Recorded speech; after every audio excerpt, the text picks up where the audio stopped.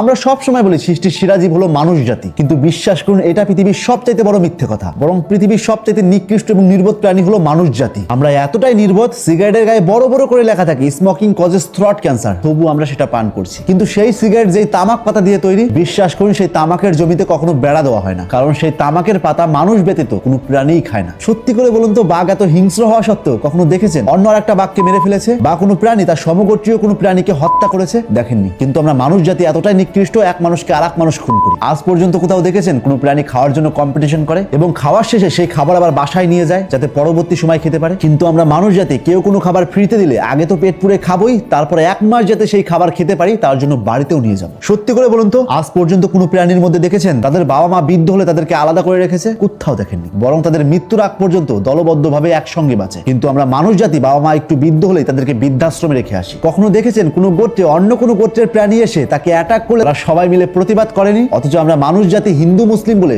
সব সময় বিভাজন করে নিজেদের মধ্যেই মারামারি করি। সত্যি করে বলুন তো, আজ পর্যন্ত কোথাও দেখেছেন কোনো পাখি তার নিজের বাসা বানানোর জন্য অন্য পাখির বাসা ভেঙেছে? দেখেননি। অথচ আমরা মানুষ জাতি নিজের বিলাসিতার জন্য হাজার হাজার বস্তির মানুষদেরকে উচ্ছেদ করে সেখানে শপিং মল বানাই। আজ পর্যন্ত কোথাও দেখেছেন কোনো প্রাণী তার নিজের ক্ষমতা প্রকাশ করার জন্য দুর্বল প্রাণীকে অপমান করেছে? কোথাও দেখেননি। কিন্তু আমরা মানুষ জাতির টাকা, পদ, জাতি আর ধর্ম দেখেই মানুষকে ছোট করে লজ্জা দেয় এবং দমিয়ে রাখি। সত্যি করে বলুন তো, আজ পর্যন্ত কখনো দেখেছেন কোনো প্রাণী খাবার মজুদ করে তার পাশের প্রাণীকে না খাইয়ে মরতে দিয়েছে? অথচ আমরা মানুষ জাতি গুদামে ফসল পচাই আর পাশেই মানুষ না খেয়ে মারা যায়। আজ পর্যন্ত কোনো প্রাণীকে দেখেছেন তার শাবক বাচ্চাকে জন্ম দেওয়ার পর সেই বাচ্চাকে ফেলে দিয়েছে? কোথাও দেখেননি। অথচ আমরা মানুষ জাতি কন্যা সন্তান জন্মালে বা অবৈধভাবে সন্তান জন্মালে তাকে ডাস্টবিনে ফেলে আসি। সত্যি করে বলুন তো, আজ পর্যন্ত কোথাও দেখেছেন কোনো প্রাণী তার চেহারা, রং বা গোত্র আলাদা বলে অন্য প্রাণীকে ঘৃণা করেছে? অথচ আমরা মানুষ জাতি চামড়ার রং, ধর্ম, ভাষা আলাদা হলেই তাকে ঘৃণা করি। কখনো দেখেছেন কোনো পশু ক্ষমতার জন্য যুদ্ধ করে লক্ষ লক্ষ প্রাণীকে হত্যা করে তার ক্ষমতা প্রতিষ্ঠা করেছে? কোথাও দেখেননি। কিন্তু আমরা মানুষ জাতি মানচিত্রের দাগ বদলাতেই আমরা শহর ভরিয়ে দেই লাশে। সত্যি করে বলুন তো, আজ পর্যন্ত কোথাও দেখেছেন কোনো পশু ঈশ্বরের নামে খুন করেছে? কোথাও দেখেননি। কিন্তু আমরা মানুষ জাতি সেই ঈশ্বরের নামে সবচাইতে বড় ধারালো অস্ত্র বানিয়েছি। এর